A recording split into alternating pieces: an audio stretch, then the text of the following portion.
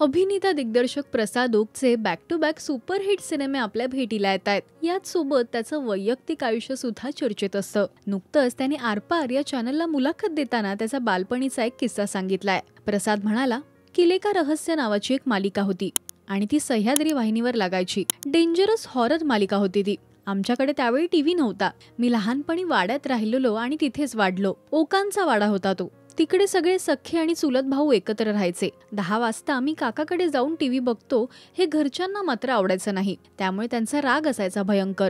एकदा काय झालं, रागाच्या भरात मी काकाच्या घरात टीव्ही बघायला गेलो आणि आई सांगत होती की तू जाऊ नकोस. मी त्यावेळी हट्ट केला की मला जायचंच आहे. त्यावेळी आई रागात मला जा असं बोलली आणि तिने घराचा दरवाजा लावून घेतला.